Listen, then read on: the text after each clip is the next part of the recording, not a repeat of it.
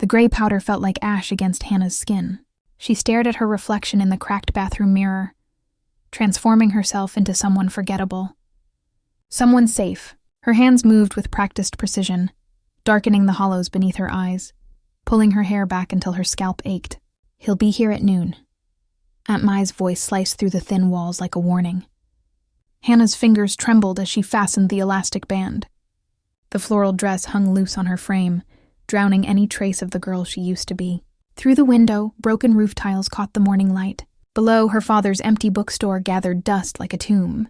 6 months since the funeral. 6 months of watching her mother fade into nothing while debts piled higher than hope. Mai appeared in the doorway, clutching worn brown shoes. "Remember, eyes down. Voice soft. Men like Takumi Yamamoto don't want wives who outshine them." The name landed between them like a death sentence. Takumi Yamamoto, 28, CEO, net worth that could erase their suffering with a single signature. What if he doesn't want me? He will. Mai's cold fingers adjusted Hannah's collar. But not because you're beautiful. He's seen every gorgeous woman in this city beg for his attention. You'll be different. Humble. Grateful. Grateful. The word tasted like poison. The Blue Moon Cafe materialized through the heat like a mirage. Hannah's heart hammered against her ribs as she pushed through the door into air-conditioned silence. The scent of roasted coffee wrapped around her throat.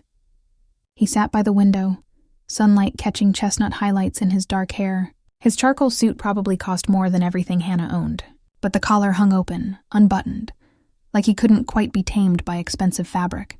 Hannah forced her shoulders to curve inward, made herself small, approached his table like a shadow apologizing for existing.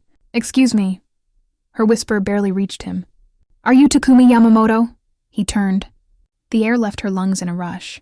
His eyes were dark amber, sharp enough to cut through every lie she'd built around herself. High cheekbones. A mouth that looked like it rarely smiled but would devastate when it did. There was something predatory in the way he studied her, like he could see straight through the powder and ugly dress to the truth beneath. "I am." His voice was smooth, cultured, warm enough to be dangerous. "And you're Hannah Chen?" She nodded, sliding into the chair across from him. The silence stretched taut between them. She could feel him watching, cataloging, stripping away her disguise with nothing but his gaze. "You're not what I expected." The words hit like a slap. Of course she wasn't. That was the point.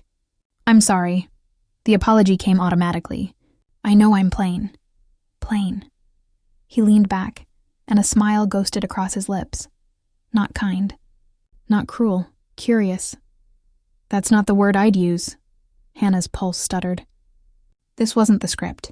He was supposed to be bored, disappointed, ready to end this and never look back. Instead, he leaned forward, those amber eyes fixed on her face with intensity that made her want to run. "I won't waste your time." She half rose from her chair. "We can end this now." "Do you want to end it?" The question froze her in place. "I don't want to inconvenience you." "Inconvenience me?" One dark eyebrow arched. "Hannah, you're the most intriguing woman I've met in months." She flinched like he'd struck her. "I'm not." "You are." He leaned closer. She could smell his cologne, woodsy and expensive like cedar forests after rain. "You've gone to elaborate lengths to look awkward. Your makeup is deliberately uneven. That dress is 2 sizes too large. But underneath all that performance, you carry yourself like royalty." Ice flooded her veins. "I don't know what you mean." "You're hiding." His voice dropped to something almost gentle. "The question is, what are you hiding from?" Her hands clenched in her lap until her nails bit into her palms. "I'm not hiding anything." "Liar." The word was spoken without heat, almost fondly, and it shattered something in her chest. Hannah looked away, blinking against the sudden burn of tears. Her entire plan was collapsing, and she had no idea how to salvage it. A waitress appeared with fresh coffee for Takumi and water for Hannah. When they were alone again, his voice cut through her spiraling panic. "Tell me something true." "What?" "Something true about yourself. Anything." Her throat felt raw. Everything she wanted to say felt too dangerous. That she loved the weight of books in her hands. That she sometimes stood on the roof at night pretending she could fly. That she was so tired of being afraid. Instead, she whispered the smallest truth she could find. "I don't like coffee." His smile this time was warm, genuine, and it hit her like sunlight after weeks of rain. Good. Then I'll order you tea next time. Her head snapped up. Next time? Did you think this was it? He glanced at his watch, then stood, buttoning his jacket with practiced ease. I haven't even begun to understand you yet. Panic clawed up her throat. Please, you don't have to do this. I'm really not worth your time. He paused beside her chair, close enough that she could feel the warmth radiating from his body. When he spoke, his voice was so low only she could hear. Stop pretending, Hannah. I'm looking forward to meeting the real you. He left without another word. Hannah sat alone with her racing heart and the terrible certainty that her life had just taken a turn she could never have prepared for. Hannah woke to her phone buzzing against the nightstand, vibration harsh enough to rattle the entire room. Sweat dampened her pillow. In her dreams, Takumi's amber eyes had followed her through endless corridors, while he whispered secrets she'd never told anyone. She grabbed the cracked phone with trembling fingers. The message was clear, despite the spiderweb damage across the screen. Azure Tower. 7:00 p.m. Formal dress, Azure Tower. She'd seen it on television. A gleaming spire of glass and steel that pierced the skyline like a needle through fabric. Takumi's kingdom occupied the top 15 floors, a place where mortals like her had no business breathing. Her hands shook as she called Mai. What is it, Hannah? I'm at the market. He wants to see me again. The words tumbled out. Tonight. At his building, a pause. Market sounds filtered through the static, vendors calling, plastic bags rustling. When Mai spoke again, her voice carried something unidentifiable. Excitement. Fear. This is good. Very good. Maybe he wants to make things official. I don't want him to make things official. Hannah's voice cracked. I want this to end. Don't be foolish. Mai's tone hardened like steel. Look at your life, girl. Look at our debts. Look at your mother wasting away because she's too weak to face reality. Are you so selfish that you'd turn away from salvation? The words struck like physical blows. Hannah tasted copper as she bit her lip, ending the call without another word. Silence pressed down, heavy and oppressive, broken only by her ragged breathing. She walked to her wardrobe, pushing aside everyday clothes until she found 2 formal dresses, one pale lavender, delicate as tissue paper, the other deep navy, cut in simple lines that hugged her waist before falling in elegant folds. She chose the navy, hoping it would make her look older. Less like prey. The afternoon passed in a haze. Hannah stood before her cracked mirror, attempting makeup with hands that wouldn't stop shaking. This time she didn't try to look plain. Some instinct told her Takumi would see through any disguise, so she settled for trying to look like herself, whatever that meant anymore. As the sun descended toward the horizon, painting the sky amber and rose, Hannah made her way across the city. The subway was crowded with bodies pressed too close, the air thick with perfume and sweat and exhaustion. Azure Tower rose before her like a monument to everything she wasn't. The lobby was all marble and chrome, security guards in crisp uniforms, people in expensive suits moving with purpose and confidence. Hannah approached the reception desk, her voice barely above a whisper. I'm here to see Takumi Yamamoto. The receptionist, a woman with perfect makeup and a smile that didn't reach her eyes, typed something into her computer. Name? Hannah Chen. The woman's expression shifted, something calculating flickering behind her professional mask. Top floor, elevator on the right. You're expected. The elevator ride felt eternal. Hannah watched the numbers climb, her reflection multiplying in the mirrored walls. By the time the doors opened on the penthouse level, her heart was hammering so hard she could barely breathe. The space was breathtaking. Floor-to-ceiling windows overlooked the city, lights beginning to sparkle as dusk settled over the skyline. Modern furniture, abstract art on the walls, everything sleek and minimalist and utterly intimidating. Takumi stood by the windows, hands in his pockets, watching the sunset. He'd changed into a black shirt, sleeves rolled to his elbows, revealing forearms corded with lean muscle. He turned as she entered, and his gaze swept over her with an intensity that made her skin flush. You look beautiful. His voice was quiet, matter-of-fact, without the costume. This isn't a costume. The words came out sharper than she intended. This is just me. Exactly. He crossed the room toward her, and she fought the urge to step back. The real you is breathtaking. Stop. Hannah's hands clenched into fists at her sides. Stop playing whatever game this is. I know what you want. I know what Mai arranged. So just say it. Tell me what you expect, and I'll decide if I can live with it. Takumi stopped inches from her, close enough that she had to tilt her head back to meet his eyes. What do I expect? A transaction. The bitterness in her voice surprised even herself. My compliance in exchange for money, a marriage that benefits you somehow while saving my family from debt. Isn't that how this works? Something flickered in his expression. Pain, maybe. Or anger. Is that what you think this is? What else? Could it be? Hannah's voice rose, months of suppressed rage finally breaking through. You're rich and powerful. I'm drowning. Mai dangled me in front of you like bait, and you took it. So what do you want from me, Takumi? What do you really want? He was silent for a long moment, jaw tight, those amber eyes searching her face. When he finally spoke, his voice was raw in a way that made something crack open in her chest. I want you to choose me. The words hung in the air between them like a confession. Not because your aunt arranged it. Not because you need money. Not because you think you have no other options. He lifted his hand, fingertips barely grazing her cheek, and Hannah's breath caught. I want you to look at me and choose me anyway. Why? The question came out as barely a whisper. Because I see you, Hannah, the real you, under all the fear and anger and desperation. And what I see is someone extraordinary trying to survive a world that's been cruel to her. His thumb traced the line of her jaw, and she felt herself trembling. I want to give you a choice, a real one. I don't understand. Dinner. His lips curved into the smallest smile. Have dinner with me, not as an obligation, not as part of some arrangement, just you and me, seeing if there's something here worth exploring.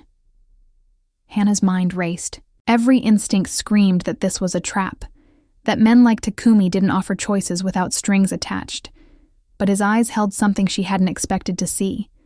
Vulnerability. And if I say no, then I'll have my lawyer draft a check to cover your family's debts. No strings, no expectations. You'll never have to see me again. The offer hit her like a physical blow. You'd do that? Yes. Why? His hand dropped from her face, and the loss of contact felt like cold water. Because you deserve better than being sold like property, even if that means I lose my chance with you. Hannah stared at him, her entire worldview tilting on its axis. This wasn't how powerful men behaved. This wasn't how transactions worked. Unless he was lying. Unless this was just a more sophisticated trap. But something in his eyes, in the way he'd stepped back to give her space, in the tension she could see in his shoulders, told her he was telling the truth. One dinner. Her voice shook. And if I hate every second of it, you let me walk away? You have my word. She took a breath that felt like jumping off a cliff. Okay, one dinner. The smile that broke across his face was like sunrise, warm and genuine and devastating in its beauty. He gestured toward a doorway she hadn't noticed. I had my chef prepare something special. I hope you like Italian. As Hannah followed him into a dining room that was somehow both elegant and intimate, candlelight flickering on the table, she realized with a jolt of fear that this was more dangerous than any trap.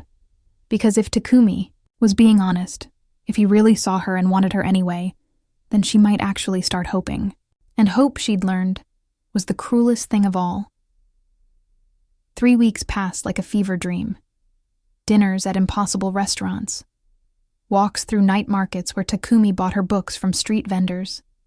Conversations that stretched until dawn, wine glasses forgotten, words spilling out like confessions. Hannah felt herself unraveling. the careful walls she'd built crumbling with every touch of his hand, every look that saw past her armor straight to the wounded thing beneath. She was falling, and it terrified her. On a Tuesday night, rain hammering against the windows of his penthouse, Hannah finally let herself ask the question that had been eating at her for days. Why me, Takumi? Really? There are thousands of women who would die for your attention. Beautiful, sophisticated, from families that match yours. So why choose someone broken?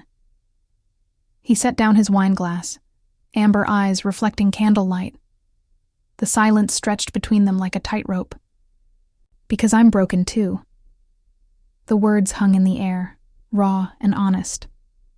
My father built Zenith Financial from nothing, clawed his way from poverty to power with blood under his fingernails and cruelty in his heart. Takumi's voice was steady, but Hannah could see the tension in his jaw. He taught me that love was weakness, that trust was a liability, that the only thing that mattered was winning. He stood, walking to the windows, staring out at the rain-slicked city below. When I was 16, I fell in love. Her name was Akari. She was the daughter of one of my father's business rivals. We thought we could transcend our family's hatred. We were stupid. Hannah's chest tightened. What happened? My father found out. He destroyed her family's company, bankrupted them. Akari's father killed himself. She blamed me, called me a monster wearing a human face. His reflection in the glass looked haunted. She wasn't wrong. Takumi. I spent 12 years becoming exactly what my father wanted. Ruthless, brilliant, cold. I built Zenith into an empire, and I did it by crushing anyone who stood in my way.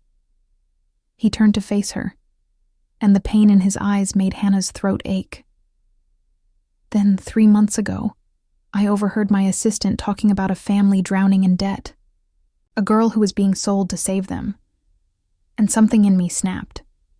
Understanding crashed over Hannah like a wave. You knew. Before we met, you knew what Mai was doing. Yes. So this whole thing, the meeting, the dinners, all of it was what? Charity? Pity? No. He crossed the room in 3 strides, gripping her shoulders with hands that trembled. It was selfishness. Pure, desperate selfishness. Because I heard about you and thought maybe, just maybe, if I could save someone from the kind of trap my father used to set, I could prove I'm not him. That I'm not the monster. Tears burned behind Hannah's eyes. You don't have to prove anything to me. Don't I? His laugh was bitter. Hannah, I'm using you just as much as your aunt was. I'm using you to feel human again. To pretend I'm capable of something good. How is that any better? She reached up, fingers tangling in his hair, pulling his face down until their foreheads touched. Because you gave me a choice. Because you see me as a person, not property. Because when you look at me, I feel like I exist. His breath shuddered against her lips. Hannah, I'm falling in love with you. The confession ripped out of her like a wound opening.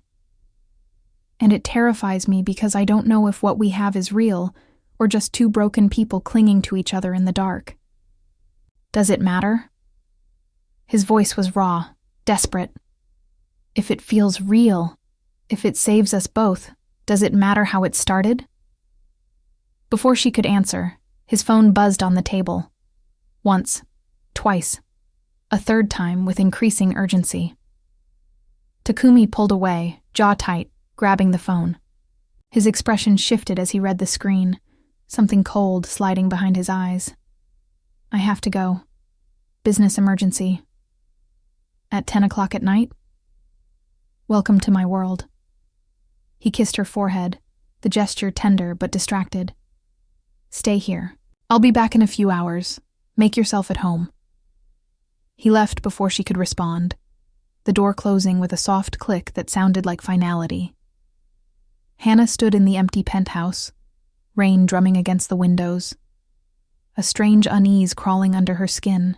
She wandered through the space, touching the spines of books on his shelves, studying the abstract art, trying to understand this man she was falling for.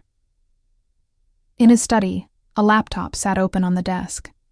The screensaver was a photograph of Mount Fuji at sunrise. She should leave, should respect his privacy. But something pulled her forward, some instinct whispering that she was missing something crucial. Hannah's fingers found the trackpad. The screen flickered to life. A document was open, a contract of some kind, dense with legal language. She scanned it, not understanding half the terminology, until her eyes caught on a name. Chen Industries, her father's company. The bookstore that had failed, that had buried her family in debt. She read further, pulse accelerating, ice flooding her veins. Acquisition agreement, hostile takeover, orchestrated bankruptcy. The words blurred together as understanding crashed over her. Zenith Financial, Takumi's company. They'd been the ones who destroyed her father's business, who'd driven him to stress and sickness and eventually death. Takumi had killed her father, and then he'd come to her, playing the savior, offering rescue from a disaster he'd created. The laptop screen swam before her eyes. She backed away, hand pressed to her mouth, choking on horror and betrayal and rage so intense it felt like drowning. The front door opened. "Hannah, I forgot my..." Takumi stopped in the doorway of the study, taking in her position by his desk, the laptop screen glowing accusingly. His face went pale. "Hannah, wait. You destroyed him." Her voice came out broken, barely recognizable. "My father, you killed him. It wasn't personal, it was business. I didn't even know." "Liar!" The scream ripped from her throat. "You said you heard about me 3 months ago. You've known all along what you did to my family. You came to me with blood on your hands and pretended to be my salvation. Hannah, please." He stepped forward, hands raised like he was approaching a wounded animal. "Let me explain." "Explain what?" "That you're exactly the monster you claim to fear becoming? That everything between us was built on a lie?" Tears streamed down her face, hot and furious. "Did it make you feel powerful? Seducing the daughter of the man you killed?" "I fell in love with you." The words hit her like a slap. Takumi's face was ravaged, eyes wild with desperation. "I know what I did. I know I can never make it right. But what I feel for you is real, Hannah. The only real thing in my entire hollow existence." She laughed, the sound jagged and broken. "You don't get to love me. You don't get to feel anything for me. You took everything, and then you took me too." Hannah ran, past him, through the penthouse, into the elevator. She heard him calling her name, but the doors closed, and then she was descending, the numbers dropping like her entire world collapsing. The rain hit her like a punishment as she burst onto the street. She ran until her lungs burned, until her dress was soaked through, until she collapsed against a wall in some nameless alley, sobbing so hard she thought she might shatter. Her phone buzzed. A text from an unknown number. "The truth is worse than you know. Meet me tomorrow. I'll tell you everything about Takumi Yamamoto, the real monster behind the mask." The woman who met Hannah at the Riverfront Cafe was impeccably dressed, early 40s, with sharp eyes and a smile that never reached them. She introduced herself as Keiko Tanaka, former executive at Zenith Financial. "Thank you for meeting me." Keiko's voice was smooth, practiced. "I know you're hurting. I know Takumi Yamamoto has betrayed your trust." Hannah's hands clenched around her coffee cup. She'd barely slept, Takumi's calls and texts piling up unanswered on her phone. "How do you know about that?" "Because I know him. I worked with his father for 15 years. I watched that boy grow into the man he is now." Keiko leaned forward, conspiratorial. "And I know what he's capable of. Tell me." "Chen Industries wasn't random. Takumi personally selected your father's company for acquisition. He studied the financials, identified the weaknesses, crafted the strategy that brought it down." Keiko pulled out a folder, sliding it across the table. "He knew your father had a daughter. He knew about your family's struggles, and he proceeded anyway." Hannah's hands shook as she opened the folder. Documents, emails, Takumi's signature on authorizations. But here's what you don't know. Keiko's voice dropped lower. 3 months ago, Takumi's father died. Left him everything. And the old man's final gift was a list. Companies to destroy. Lives to ruin. Your family was on that list, Hannah. Takumi could have stopped it. Could have undone the damage. Instead, he came to you. Why are you telling me this? Because Takumi Yamamoto destroyed my life too. He fired me when I questioned his methods. Blacklisted me in the industry. I lost everything. Keiko's eyes glittered with malice barely concealed. And because I'm offering you a chance for revenge. Hannah's blood ran cold. What kind of revenge? Zenith Financial is about to close a deal worth billions. It requires absolute trust from their investors. If certain information came to light about Takumi's personal relationships, about conflicts of interest, about emotional instability, the whole thing would collapse. Keiko's smile was razor sharp. You could destroy him the way he destroyed your father. How? Testify. Tell the board about your relationship. How he pursued you knowing he'd ruined your family. Make him look unstable, compromised. I have lawyers ready. We can bring him down together. Hannah stared at the folder, mind racing. Everything she'd ever wanted was being handed to her. Justice. Revenge. The power to hurt Takumi the way he'd hurt her. But something felt wrong. Like poison disguised as medicine. Why do you really want this, Keiko? The woman's smile faltered for just a moment. I told you. No. Hannah's voice hardened. There's something else. Something you're not saying. Keiko's mask cracked. When she spoke again, venom dripped from every word. Because I loved him. For 10 years I loved Takumi, and he never saw me as anything but an employee. Then you appear, some nobody drowning in debt, and suddenly he's human again. He feels something. Just not for me. Understanding crashed over Hannah like ice water. This isn't about justice. This is about jealousy. Call it what you want. Keiko stood, leaving the folder on the table. But the offer stands. Destroy him or let him get away with murder. Your choice. She left in a whisper of expensive perfume and barely contained rage. Hannah sat alone, staring at the documents. Her phone buzzed again.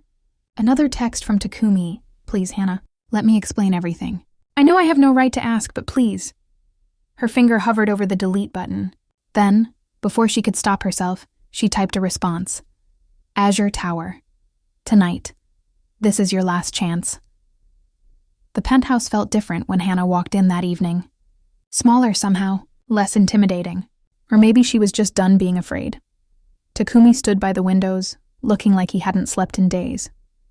His shirt was wrinkled, hair disheveled, dark circles under his eyes. When he saw her, relief and terror warred across his face. You came. I came for the truth. All of it. No more games, no more manipulation. Just the truth. He nodded, gesturing to the couch. They sat at opposite ends. An ocean of space between them. Chen Industries was on my father's list. You were right about that. He spent his life making enemies, and your father was one of them. Some business deal that went wrong 20 years ago. My father never forgot grudges. Takumi's voice was hollow. When he died, he left me that list. Expected me to finish his vendettas. But you did it anyway. I started to. I authorized the acquisition. Set the dominoes falling. I was my father's son after all. His hands clenched into fists. But then I met someone who worked for your father. A bookstore employee who told me about this man who loved literature more than profit. Who gave books to kids who couldn't afford them. Who was drowning trying to keep a dream alive. Hannah's throat tightened. I tried to stop it. God, Hannah, I tried. But the wheels were already in motion. By the time I pulled the plug, the damage was done. Your father's creditors were circling. The stress. He broke off, voice cracking. I killed him. Not directly, but I might as well have held the knife. Why didn't you tell me? Because I'm a coward. The admission came out broken. Because I heard about you being set up for an arranged marriage. And I thought maybe I could fix what I'd broken. Save you from the disaster I'd created. And then I met you. And you were so fierce and scared and real, and I fell in love. And I kept thinking I'd tell you tomorrow, next week, when the time was right. But the time was never right. And I was just a coward who wanted to keep you a little longer. Tears streamed down Hannah's face. You should have told me from the beginning. I know. You should have given me the choice. I know. I hate you for what you did. Her voice shattered on the words. I hate you for killing my father. For lying to me. For making me love you, I know. Takumi's face was ravaged. I hate myself too. Silence fell between them, broken only by the sound of Hannah's ragged breathing. Her mind spun with Keiko's offer, with the documents in her bag, with the power to destroy this man who'd destroyed her. But when she looked at him, truly looked at him, she saw something Keiko had never mentioned. Anguish. Real. Devastating anguish that matched her own. Keiko Tanaka approached me. The words came out steady. She offered me a way to destroy you. Said I could testify about our relationship, make you look unstable, ruin your deal. Takumi went very still. Are you going to do it? I should. You know I should. It would be justice. It would. He met her eyes, and there was no pleading in his gaze. Just acceptance. I won't stop you. I won't fight back. If that's what you need, take it. Hannah pulled out the folder, holding it between them like a weapon. She said this was about revenge, about making things right. But it's not, is it? It's just more pain, more destruction, more people becoming monsters to fight monsters. Hannah, my father would hate this. Her voice broke. He'd hate me using his death as an excuse for cruelty. He believed in mercy, in second chances, in redemption. She stood, walking to the fireplace. Without hesitating, she threw the folder into the flames, watched Keiko's poison curl and blacken and turn to ash. What are you doing? Takumi's voice was hoarse. Making a choice.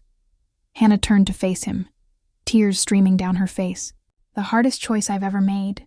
I'm choosing to believe that people can change, that monsters can become human again, that love isn't always enough, but maybe it's a start. You're not staying with me. It wasn't a question. No. The word tasted like death, because I need to figure out who I am without debt hanging over me. Without you, I need to know if I can stand on my own. But you're not destroying me either. No. Because that would make me just like everyone else who hurt us. And I refuse to become that. She walked to the door, hand on the handle. Goodbye, Takumi. Wait, his voice stopped her. If I prove I've changed, if I spend every day trying to be worthy of you, would you ever? I don't know. Hannah looked back at him one last time. Ask me in a year.